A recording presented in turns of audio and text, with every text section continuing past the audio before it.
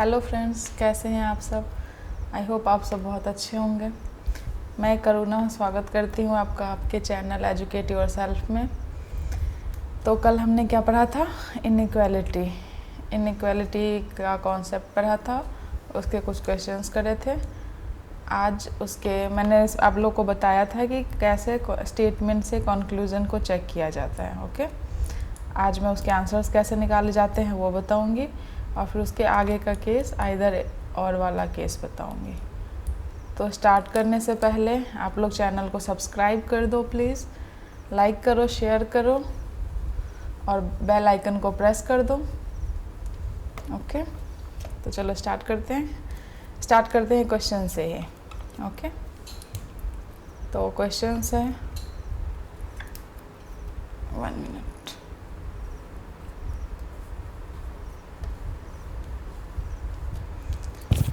तो first question है D greater equal to B greater than C, फिर C less than F greater than I equal to Q greater than P। Okay, ये statement हो गया हमारा और conclusion है इस पे दे रखा है जो हमें चेक करना है। फर्स्ट में C equal to P, second में B ग्रेटर देन और इक्वल टू P, थर्ड में D greater than F, fourth में P less than F। Okay, अब हमें ये इस स्टेटमेंट से ये चारों कंक्लूजन्स फाइंड आउट करने हैं, कौन सा राइट है और कौन सा रॉन्ग है। तो सबसे पहले जब हम स्टार्ट करते हैं, जो बिगिनर्स हैं उनके लिए बता रही हूँ कि पहले ये जो कॉमा रखा हो, कॉमा लगा हुआ है, तो 3 स्टेटमेंट हो गए, क्योंकि कॉमा से हर एक स्टेटमेंट अलग हो जाता है। तो हम इसे एक स्टेटमेंट बना लेते हैं, उससे क्या होगा, हमें आसानी होगी। क्योंकि C फर्स्ट में ही देखो कंक्लूजन में C इक्वल टू P, तो C से P पे, C सेकंड में आ रहा है और P थर्ड में, तो हम C से P पे कैसे चेक करेंगे। तो हम पहले इसका एक स्टेटमेंट बना लेते हैं। ओके, तो जैसे D greater equal to B greater than C। अब उसमें क्या होता है, हम एक स्टेटमेंट 3 स्टेटमेंट से एक स्टेटमेंट में बनाना है, तो हमें क्या करना, जो कॉमन स्टेटमेंट है उसको कॉमन लेके फिर उसके बाद आगे का जो कॉमन स्टेटमेंट लेके उससे जो रिलेटेड है उसको करना होता है। तो जैसे इन दोनों में C कॉमन हो गया, तो हमने D B C तक लिखा। अब C क्या है, लेस देन F है, तो लेस देन F लिख दिया। फिर F ग्रेटर देन I, तो I तक कर लिया हमने।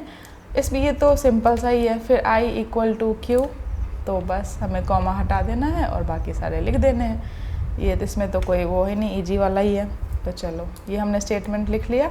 अब इस स्टेटमेंट से हमें, अब ये वाला स्टेटमेंट हमने लिख लिया, अब इस स्टेटमेंट से हम जल्दी से ये चेक कर लेंगे। ओके, कंक्लूजन चेक कर लेंगे। तो फर्स्ट में क्या कह रहा है, C equal to P, C और P के बीच में कितने सिम्बल्स हो गए, ग्रेटर देन का भी है और लेस देन का भी है। बताया था मैंने कॉन्सेप्ट में ना, ये पापा और चाचा, पापा चाचा की बनती है क्या आपस में, नहीं बनती है ना। जब पापा और चाचा दोनों होंगे एक ही स्टेटमेंट में, तो वो कंक्लूजन क्या हो जाएगा, रॉन्ग हो जाएगा। तो फर्स्ट कंक्लूजन रॉन्ग हो गया। अब सेकंड कंक्लूजन, सेकंड क्या कह रहा है, B greater equal to P, तो B से और P को हमें चेक करना है, B और P को चेक करना है। ऐसे लिख लेने में ना क्या होता है कि आसानी होती है, हमें बस लिखने में थोड़ा सा तो ही टाइम जाएगा और बाद में आपकी लिखते लिखते इतनी प्रैक्टिस हो जाएगी कि आप यहाँ से देख के ही सॉल्व कर सकते हो। डायरेक्ट यहाँ से देखोगे और यहाँ कंक्लूजन में चेक कर लोगे, तो लिखना भी नहीं पड़ेगा। बट जो बिगिनर्स हैं या फिर हमें प्रैक्टिस के लिए, कॉन्सेप्ट के लिए, तो हम पहले लिख लेते हैं। ओके, अब सेकेंड में B और P को चेक करना है। B और P के बीच में कितने स्टेटमेंट हैं, इसमें भी देखो पापा भी हैं, चाचा भी है। जहाँ पापा और चाचा दिख गए, हमें और कुछ देखना ही नहीं है, ये भी कैंसिल ही हो जाएगा। ओके, अब थर्ड स्टेटमेंट, थर्ड कंक्लूजन क्या है, D और F, D F में देखो पापा भी हैं, चाचा भी है, चाची है और मम्मी है, सॉरी चाचा है। तो ये भी ग्रेटर और इक्वल टू भी है, ग्रेटर देन का भी और साइन है और लेस देन का भी है, तो ये भी क्या हो जाएगा, कैंसिल ही हो जाएगा आपस में, तो ये भी कैंसिल। अब हम फोर्थ पे आ रहे हैं। फोर्थ कंक्लूजन क्या कहता है, P और F, P less than F, P F greater then, इस F और P के बीच में कितने सिंबल्स हैं, 2 ही सिंबल्स हैं बस, ग्रेटर देन का F और P। तो F के साथ बड़ा वाला साइन है ग्रेटर देन का साइन और यहाँ भी F के साथ ही है, तो ये क्या हो जाएगा, राइट हो जाएगा। मतलब पहले हमें क्या करना है, कंक्लूजन्स चेक करने स्टेटमेंट से। अब हमें आंसर, ये तो हमें चेक करना, ये हमने चेक करना बताया। अब इससे आंसर क्या रहेगा, आंसर ऐसे नहीं रहेगा कौन सा रॉन्ग कौन सा राइट। आंसर में क्या हमें लिखना पड़ेगा कि option 4th are follows, 4 follows. Okay, ऐसे लिखना होता है 4 फॉलोज, क्योंकि इसमें से 4 ही फॉलो कर रहे हैं। अगर 1 2 3 में से कुछ करना होता तो 1 2 and 3 फॉलोज, या फिर 1 2 and 4 फॉलोज। इसमें सिर्फ 4 फॉलो हो रहा है तो 4 फॉलोज। ओके, तो ऐसे हम क्वेश्चन सॉल्व करते हैं। ठीक है, तो चलो फिर समझ में आ गया होगा इतना। आप लोग चैनल को सब्सक्राइब कर दो, शेयर कर दो, लाइक कर दो, प्लीज़ प्लीज़ प्लीज़ रिक्वेस्ट है आप लोगों से, ताकि मैं और भी ज़्यादा अच्छे से आप लोगों के लिए मेहनत कर सकूं, मोटिवेट हूँ खुद। ओके, तो चलो नेक्स्ट क्वेश्चन देखते हैं। नेक्स्ट क्वेश्चन लेते हैं, P <= Q = R, R <= S > T, फिर P = J <= H। Okay, first option conclusion, ये स्टेटमेंट हो गया, ये कंक्लूजन। P <= H, सेकेंड में Q > J,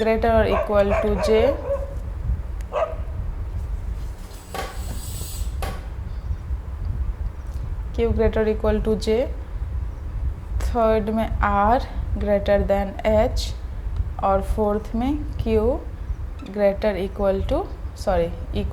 T। ओके, तो ये हो गया।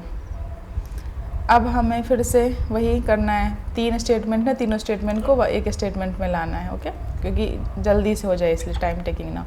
तो हम P <= Q = R, R से डायरेक्ट रिलेटेड ही है, R <= S, S > T। अब इसमें P = J आ गया, तो T के बाद तो नहीं है, P और J है। P कहाँ पे है, यहाँ पे है, तो P = J, तो हम =J कर देंगे।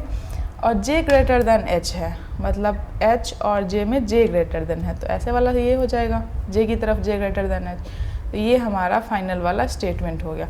अब इस स्टेटमेंट से हम ये चारों कंक्लूजन को चेक करेंगे। ओके, तो देखो फर्स्ट कंक्लूजन क्या कह रहा है, P <= H, P और H, P और H कहाँ है, P और H। ओके, P और H के बीच में कितने सिंबल्स हैं, 2, ग्रेटर देन और इक्वल टू।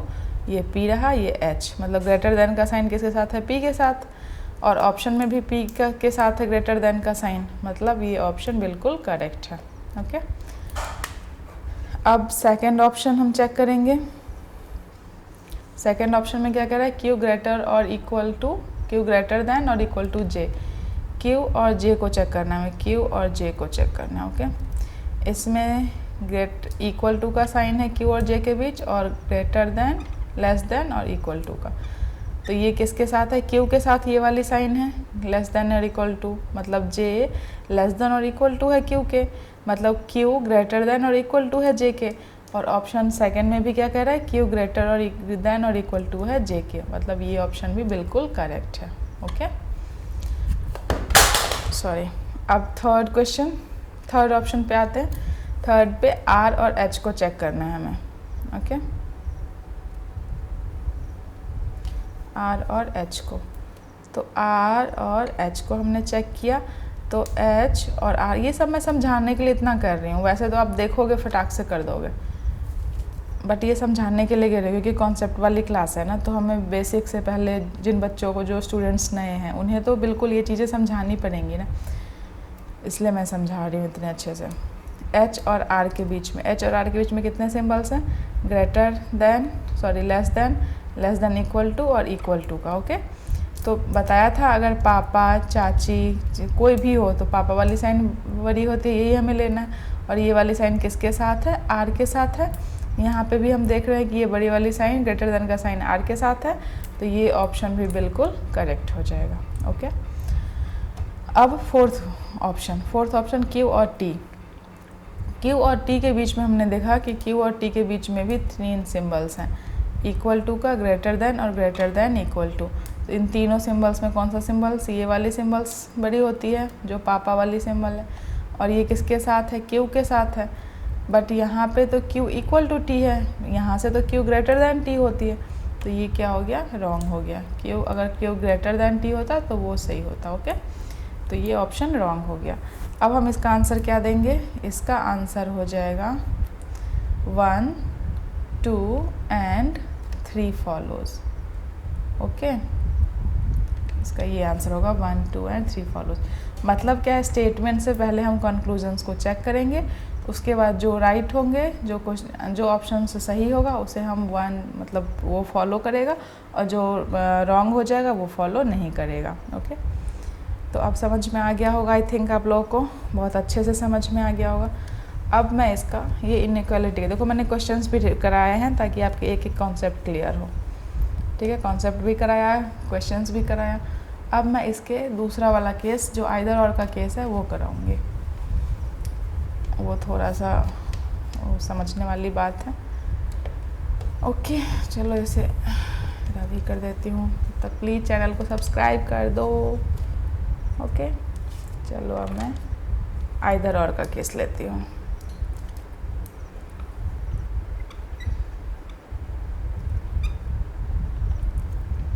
आइदर और वाला केस। ओके,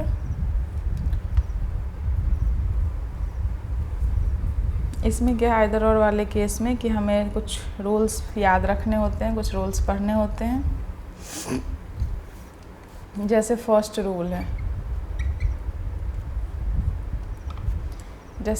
रूल है, कि कंक्लूजन में जो हो, जो दिया रहे उसका subjects and predicates are same. Subjects and predicate should be same होना चाहिए।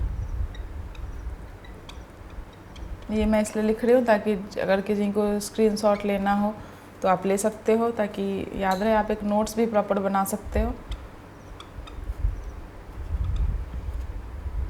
सेकंड रूल क्या है, both conclusions are wrong,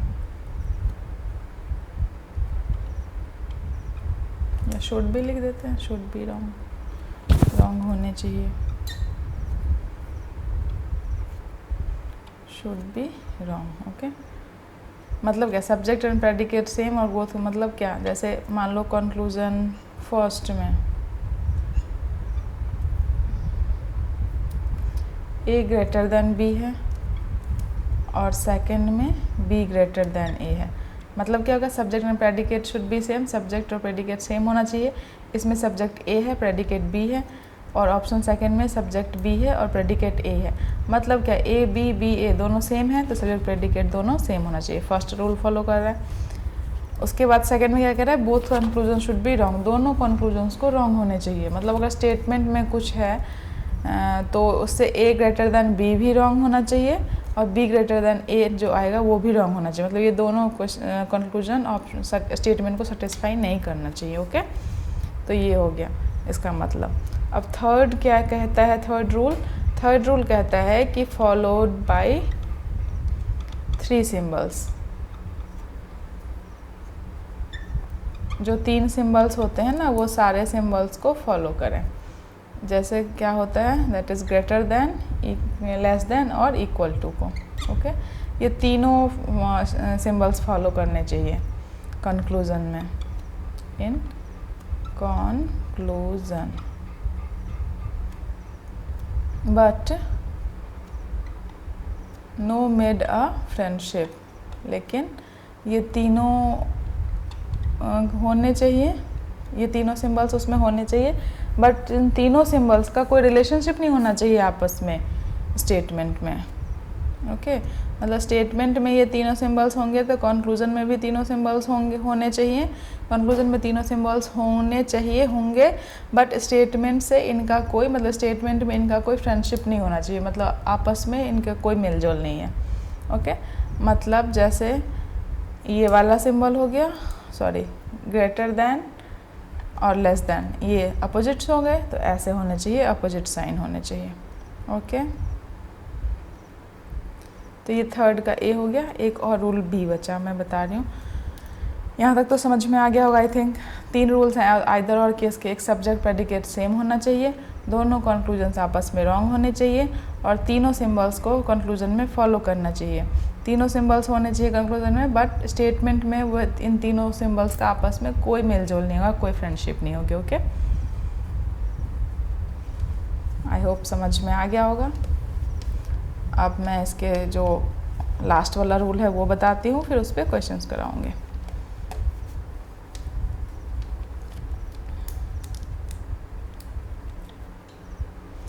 third का बी क्या कहता है, बी रूल, कि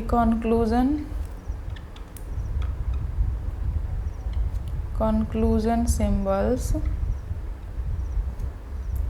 are followed by statement symbols, followed by statement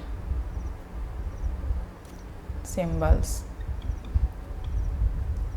okay, मतलब कंक्लूजन्स में जो भी सिंबल्स होंगे वो स्टेटमेंट में भी सिंबल होंगे, स्टेटमेंट के सिंबल्स को फॉलो करेगा कंक्लूजन के सिंबल। मतलब स्टेटमेंट में जो सिंबल होगा वही कंक्लूजन के में भी सिंबल्स होना चाहिए। ओके, अब देखो, अब मैं क्वेश्चन लेती हूँ, क्वेश्चन से आप लोगों को सारी चीज़ें समझ में आ जाएंगी, सब क्लियर हो जाएगा।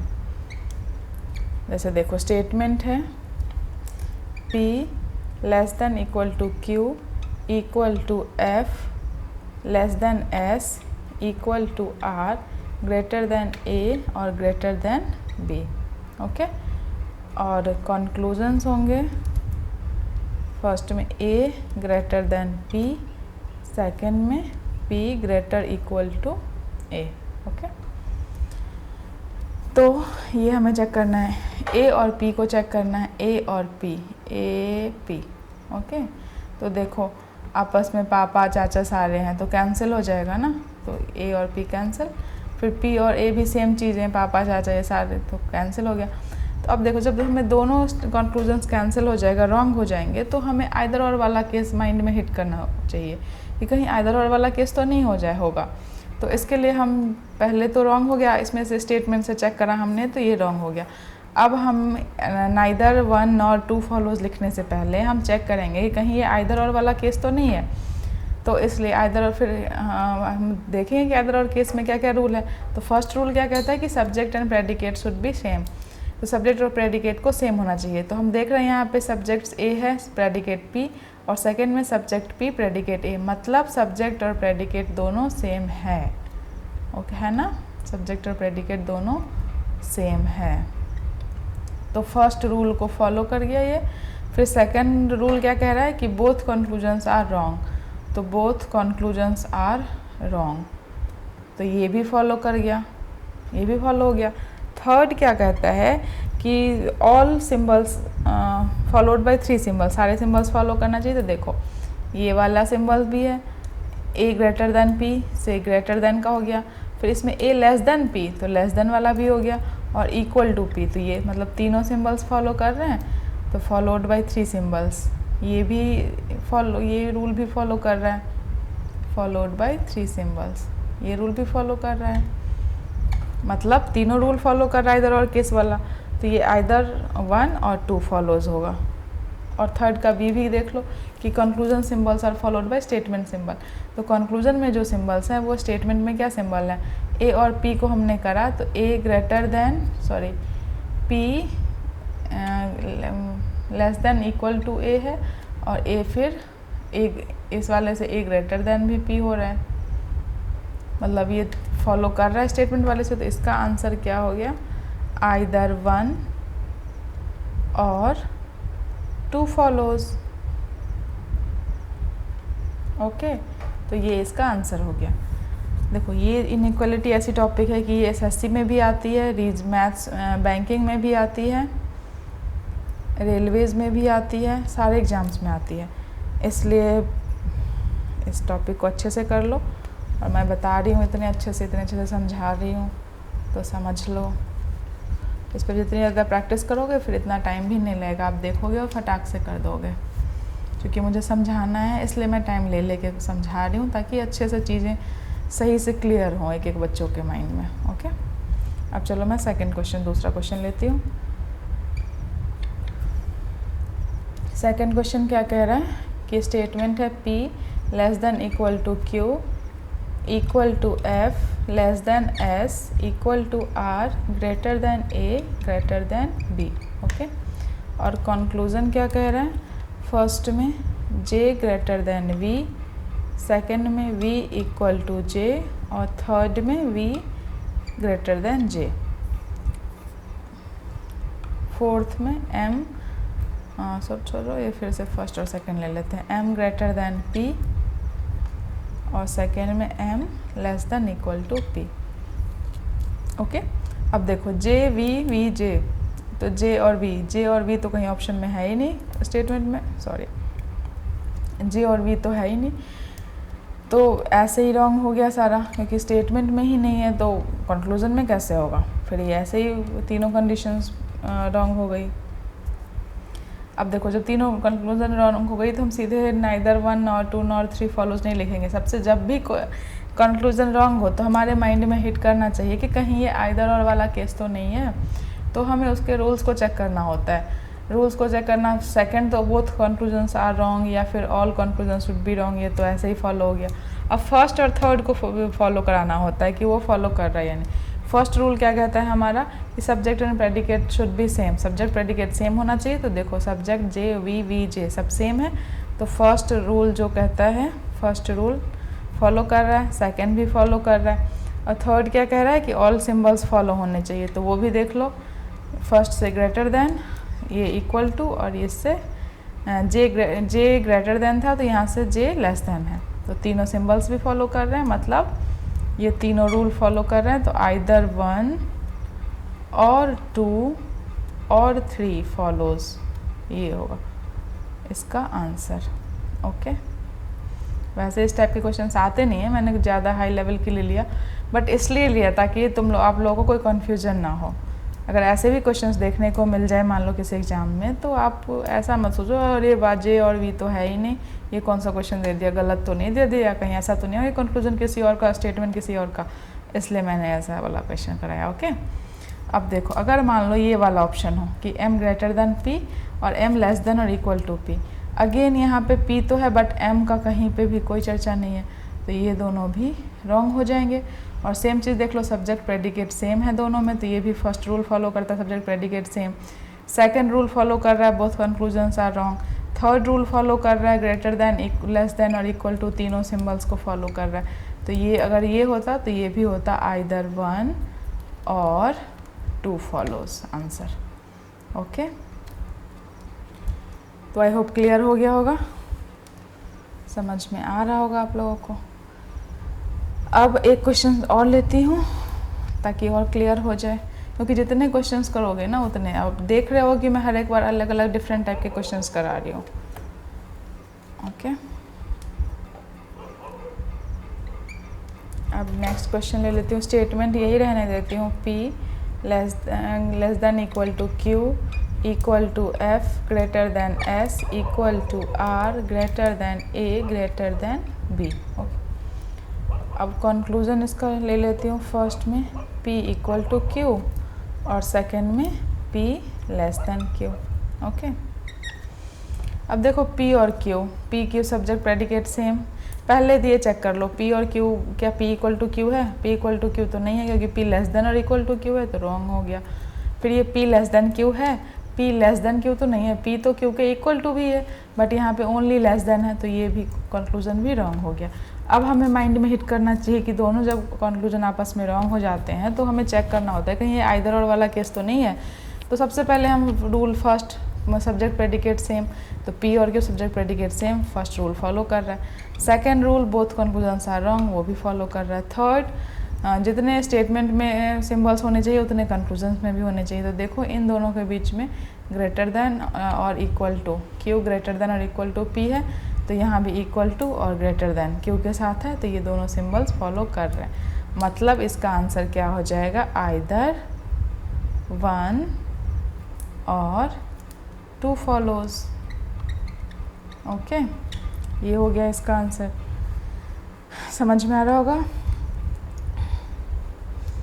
समझ में आ रहा होगा आप लोग को, तो प्लीज़ वीडियो को लाइक करें अपने, तब तक अपने सारे फ्रेंड्स के साथ वीडियो को शेयर कर दें और ढेर सारा प्यार दें हमारे चैनल को, क्योंकि हमारा चैनल नहीं, आपका भी चैनल है, खुद का चैनल समझो इसे, और इसे बहुत ज़्यादा सब में सारे ग्रुप में फैला दो। ओके, मेरा काम है पढ़ाना, आप लोगों का काम है चैनल को शेयर करना, सब्सक्राइब करना। ओके, अब नेक्स्ट इसी में नेक्स्ट कंक्लूज़न ले लेते हैं। जैसे ले लिया हमने P इक्वल टू Q, और सेकंड में ले लिया Q greater then P। Okay, उसमें Q लेस देन P लिया था, यहाँ Q ग्रेटर देन P लिया। अब देखो फिर से वही P इक्वल टू Q, यहाँ से P इक्वल टू Q तो नहीं है, P greater than Q greater than भी P है, तो ये ऑप्शन रॉन्ग हो जाएगा। क्योंकि जो भी चीज़ें हैं, यहाँ पे दो सिंबल्स हैं ना, P लेस देन भी है Q के और इक्वल टू भी है Q के, तो हमें ये दोनों सिंबल्स, हम कोई एक सिंबल्स को उठा के सही नहीं कर सकते। तो P यहाँ से इक्वल टू Q के है, लेस देन तो है नहीं, तो ये रॉन्ग हो गया। अब ऑप्शन सेकंड चेक करेंगे तो यहाँ से Q ग्रेटर देन P है, यहाँ से Q ग्रेटर देन P तो है, बट Q इक्वल टू भी P के है। Q P से बड़ा है और बट Q P के बराबर भी हो सकता है, लेकिन वो चीज़ें तो है नहीं यहाँ पे जो बराबर है, इसलिए ये क्वेश्चन ऑप्शन भी रॉन्ग हो जाएगा। जब दोनों ऑप्शन रॉन्ग होगा तो हमें क्या हिट करना है, माइंड में हिट कराना है कि आइदर और वाला केस तो नहीं है। तो फर्स्ट रूल क्या कह रहा है, सब्जेक्ट प्रेडिकेट सेम, तो सेम है। सेकंड क्या कहता है, बोथ कंक्लूजन्स आर रॉन्ग, तो रॉन्ग है। थर्ड क्या कहता है कि सारे सिंबल्स फॉलो होने चाहिए जो स्टेटमेंट में है, तो वो भी फॉलो कर रहा है, मतलब ये भी आइदर और का केस है, आइदर 1 और 2 फॉलोज। ओके, ये ऑप्शन में होगा आंसर में, मतलब इसके जैसे A B C D E करके 5 ऑप्शंस होंगे। फर्स्ट में क्या, A में क्या दिया रहेगा कि 1 और 2 फॉलोज मान लो। सेकंड में दिया रहेगा कि second neither second follows nor first follows, neither first nor second follows. Third में रहेगा आइदर 1 और 2 फॉलोज। फोर्थ में रहेगा बोथ फॉलोज, और लास्ट ऑप्शन में रहेगा नन ऑफ दिस। ओके, तो हमें क्या चेक करना है, हमें आइदर 1 और 2 फॉलोज। अब ऐसा नहीं कि दोनों रॉन्ग हुआ, हमने पट से नाइदर 1 और 2 फॉलोज कर दिया। हमें ये आइदर और वाला केस को हिट कराना है माइंड में, पर उसे चेक करना है, फिर ये वाला ऑप्शन को आंसर करेंगे, टिक करेंगे। ओके, तो चलो इतना तो समझ में आया होगा। आज का वीडियो कुछ लंबा हो जाएगा, लेकिन मैं क्वेश्चंस वीडियो लंबा होने के चक्कर में छोड़ नहीं सकती थी, स्किप नहीं कर सकती थी, इसलिए मैं बता रही हूँ ताकि आप लोगों के कंसेप्ट के साथ साथ क्वेश्चंस भी क्लियर हो, और ये सारे प्रीवियस ईयर के क्वेश्चंस हैं। ओके, नेक्स्ट क्वेश्चन ले लेते हैं। D equal to E greater equal to F। ठीक है, स्टेटमेंट हो गया ये। कंक्लूजन क्या दे रहा है, E ग्रेटर देन F, और सेकंड में D इक्वल टू F। देखो ये भी डिफरेंट टाइप का क्वेश्चन है। E ग्रेटर देन F हमें चेक करना है, E और F, E greater than F है और E इक्वल टू भी F है, बट यहाँ पे क्या दे रखा है, E ग्रेटर देन F, तो E सिर्फ ग्रेटर देन तो नहीं है, E F के इक्वल टू भी है, बट वो तो ऑप्शन में है नहीं, इसलिए ये कंक्लूजन क्या हो जाएगा, रॉन्ग हो जाएगा। अब सेकंड कंक्लूजन पे हम चेक करेंगे, तो इसमें है D equal to F, but यहाँ पे आप लोग कह सकते हो कि D इक्वल, ये तो E इक्वल टू F है, E ग्रेटर देन और इक्वल टू F, लेकिन आप ये भी तो देखो D इक्वल टू E है, तो आप E equal to D greater equal to F, ये सब ऐसा भी तो लिख सकते हो, तो यहाँ से तो अब डायरेक्ट हो गया, तो ये कंक्लूजन्स भी रॉन्ग है। अब हमें देखना होगा कि हिट कराना होगा कि आइदर और वाला केस तो नहीं है। तो फर्स्ट रूल क्या कहता है, subject predicate are same, but subject predicate आप लोग कहोगे यहाँ E F है, यहाँ D F है, but E equal to D है, इस चीज़ को देखना होगा। E इक्वल टू D है, मतलब अगर यहाँ पे हम D लिखें तो D और F, या फिर यहाँ पे E लिख दें तो E और F दोनों इक्वल हो जाएंगे। तो फर्स्ट रूल फॉलो कर रहा है, subject and predicate are same.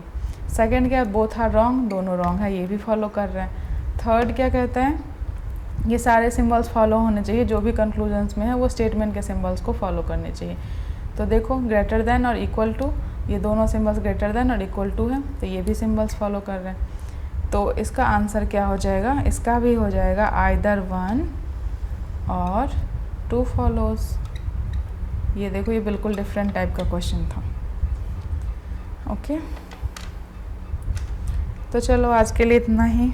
अब ढेर सारे मैंने हर एक टाइप के क्वेश्चन करा ही दिए हैं, तो फिर मिलते हैं नेक्स्ट वीडियो में। इसी का मैं और भी कोडिंग डिकोडिंग वाला केस कराऊंगी, इधर ये इनइक्वालिटी का ही। तब तक प्रैक्टिस करो, जो पढ़ाया है उसे अच्छे से फिर से रिवीजन करो, प्रैक्टिस करो। Okay, thank you, bye bye, मिलते हैं नेक्स्ट वीडियो में।